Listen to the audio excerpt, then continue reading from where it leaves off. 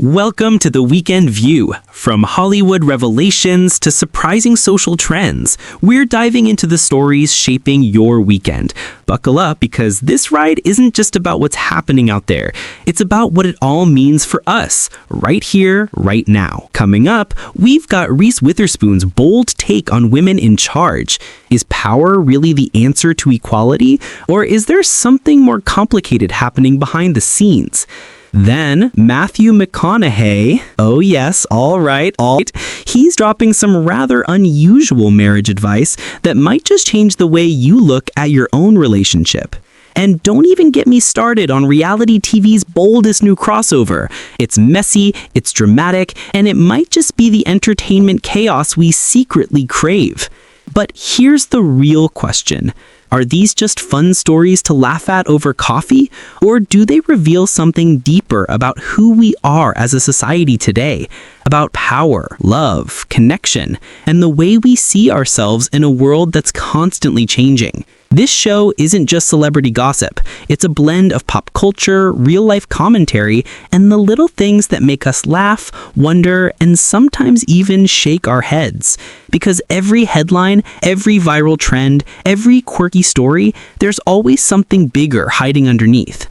So here's what we'll explore together. What do these stories tell us about power, about relationships, and about the way we define ourselves in today's culture? Stick with me because the answers might surprise you. So let's kick things off with Reese Witherspoon. Yes, Elle Woods herself, dropping some real talk about women in charge.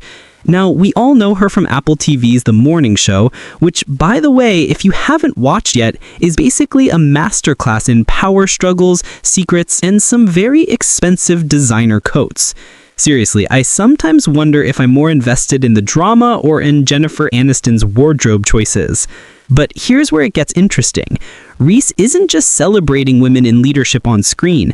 She's actually saying something that might surprise you. More women in charge doesn't automatically make everything better. Wait, what? Isn't that what we've been fighting for all these years? Isn't that the point? She explained that women in power can be just as tough, just as competitive, just as, well, human as their male counterparts, sometimes even harsher. And you know what? She's right. Because power doesn't magically make you kind or fair. It just makes you more of who you already are. And this really made me think. Representation is crucial, no doubt about it. We need women, men, and everyone in between at the table. But maybe the real question isn't just who gets the power, maybe it's how they use it once they have it. Think about your own life. Maybe you've had a boss, a teacher, or even a mentor who was supposed to lift you up, but instead, oh no, they made things harder.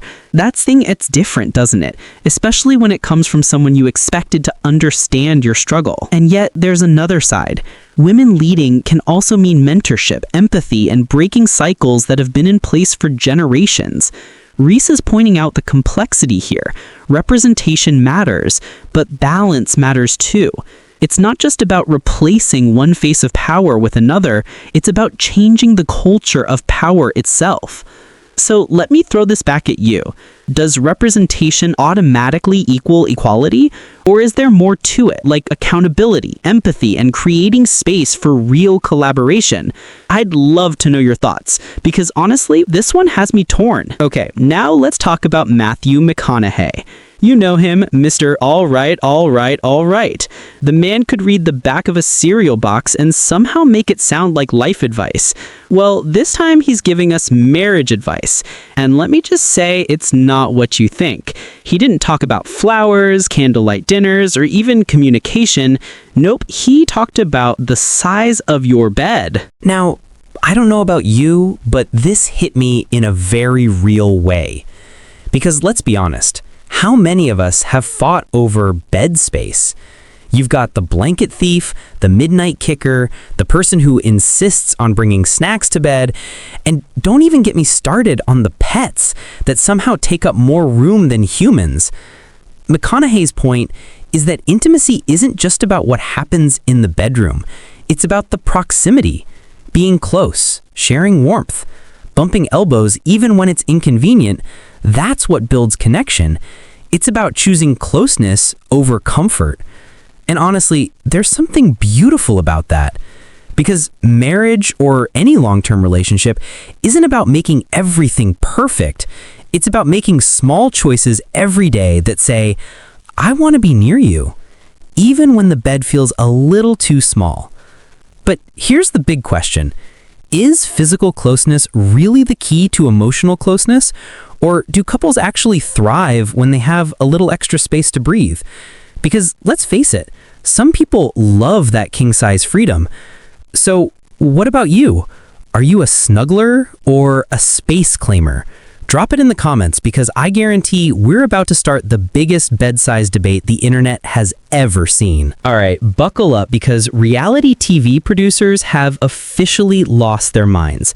They've decided to take wife swap, yes, that chaotic gem where families switch partners for a week, and mash it up with the Real Housewives. Oh, yes, it's happening. I mean, who even comes up with this stuff? Somewhere in a boardroom, someone actually said, you know what this needs? More drama. Let's put housewives into wife swap and just see the world burn. And guess what? They're right. It's going to be pure chaos.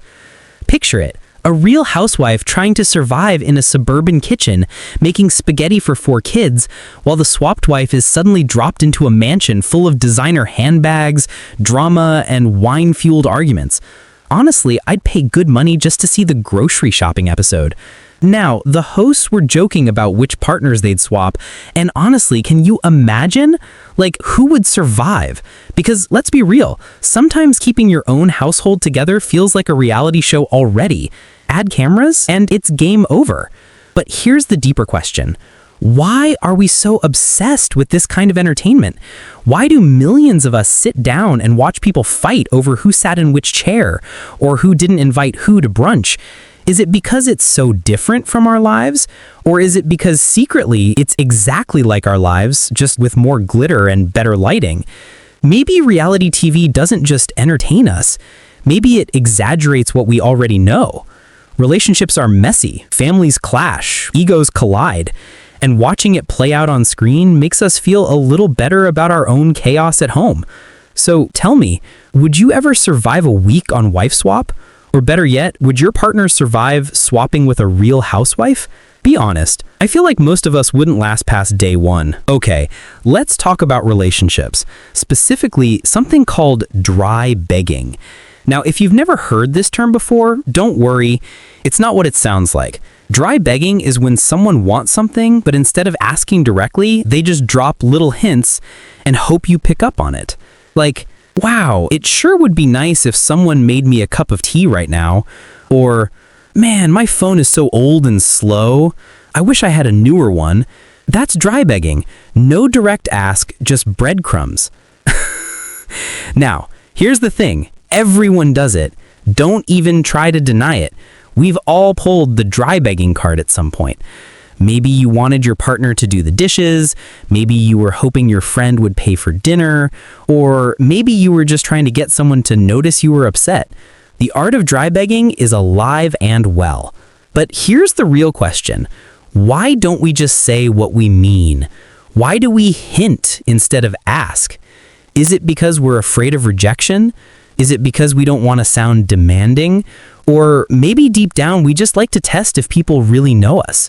Like, if I say, wow, the living room is such a mess, what I really mean is, please, for the love of all that is holy, grab a vacuum. And if the other person doesn't get it, we don't just shrug it off. Oh no, we get annoyed. Because suddenly, it's not just about the dishes, it's about, do you even care about me? Do you even listen? And that's where things get tricky, because indirect communication creates misunderstandings. What starts as a tiny hint can spiral into a full-blown argument about respect, effort, and appreciation. Sometimes the bravest thing you can do in a relationship is simply say what you mean. So here's what I want to know. Are you guilty of dry begging? Or are you the person who misses all the hints until it blows up? Be honest. I feel like every couple has one of each. All right, now let's talk about the wild, weird world of social media trends. Because honestly, this is where humanity shows both its brilliance and its madness. First up, we've got joint bank accounts with your friends for vacations. Yep, you heard that right. People are literally opening shared accounts, putting money in every month, and then using it to fund group trips. Now, on paper, that sounds genius. But in reality, I see nothing but drama. Like, what happens when one person wants a 5-star resort in Bali, and the other is like, guys, I was thinking camping in the backyard. Boom, friendship over. Then there's this one, expensive rocks. Anthropology is selling shiny rocks. Yes, actual rocks for ridiculous prices. And people are buying them because, well, Instagram told them to. I mean, listen, if you want to pay $120 for something you can literally find in your driveway, I can't stop you, but I will laugh a little. And then we've got the great vacation debate, casinos versus camping. On one side, you got flashing lights, endless buffets, and people yelling jackpot at 3 a.m. On the other, you've got campfires, mosquitoes, and that one friend who insists on singing with a guitar. Both have their appeal, and both can go very, very wrong. But what I love about these trends is what they actually reveal about us. They show how desperate we are to connect, to belong, to share experiences. Whether it's pooling money with friends, buying shiny things, or arguing about vacations, these little fads aren't really about the trends themselves. They're about us trying to feel closer, more alive, more part of something. So tell me, which one are you? Are you opening a group vacation fund with your friends? Are you buying fancy rocks? Or are you team casino versus team camping? Because personally, I'll take the camping trip, but only if someone else sets up the tent. Okay, quick question. Have you ever had one of those dreams where you're back in school, sitting at a desk, staring down at a test, and you realize you have no idea what the answers are? Oh, and of course, it's worth 100% of your grade? Yep, the classic anxiety dream. And apparently, we all have them. Some people dream about missing the bus, some about being late for work, and some about showing up to class without pants. Don't lie, you've had that one too. And here's the funny part. These dreams don't just stop once we're adults. No, decades later, your brain still wants to torture you at 3 a.m. Like, hey, remember that one time you forgot to do your homework in 7th grade? Let's relive that forever. Thanks, brain. But you know what these dreams really tell us? That stress, fear, and pressure stick with us. Childhood anxieties don't disappear, they just shapeshift into adult worries. Instead of failing a test, it's missing a deadline. Instead of being late for class, it's missing that all-important meeting. Same fear, just dressed up differently. And then there are the really random fears. Like one of the hosts confessed, they're absolutely terrified of frogs. Frogs. Now listen, I know frogs aren't exactly cuddly, but terrifying? I mean, they're basically just damp little jumpers. But hey, fears don't have to make sense. I'm scared of clowns, so who am I to judge? These little quirks are strange dreams and silly fears. They remind us that being human is messy, that even when we laugh about it, deep down, we're all carrying worries that never really leave us. And sometimes admitting those fears out loud is what makes them less scary. So let me ask you, what's the weirdest dream you keep having? Or the most random fear that still gets you? Drop it in the comments because I swear, the stranger, the better. And I promise you're not alone. So let's take a step back and look at what we've just explored together. From Reese Witherspoon's powerful reminder that leadership isn't always simple, to Matthew McConaughey teaching us that sometimes the secret to a happy marriage is just sharing a smaller bed, to reality TV producers throwing chaos into our lives with wife swaps and housewives. And let's not forget the subtle art of dry begging. Yes, we're all guilty of it. Plus those wild social media trends with joint vacation accounts and fancy rocks. And of course, the dreams and fears that remind us we're all just trying to figure this out, one awkward moment at a time. What ties all of this together is simple. These aren't just stories about celebrities or trends. They're reflections of us. They show us how we deal with power, with love, with connection, and even with our own anxieties when the lights go out. So here's my question for you.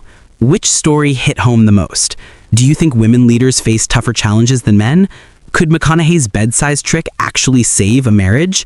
Would you ever survive a wife swap with a real housewife? And be honest, are you guilty of a little dry begging every now and then? I want to hear from you in the comments. Let's get the conversation going because trust me, your take might just be better than the stories themselves. And of course, don't forget to hit like, share this with a friend, and subscribe if you want to keep getting these Weekend View deep dives, where entertainment meets real life in all its messy, hilarious, and meaningful ways. Because at the end of the day, these aren't just weekend stories. They're snapshots of who we are, what we value, and where we're heading as a society. And that's worth paying attention to. Thanks for spending your weekend with me. I'll see you in the next one.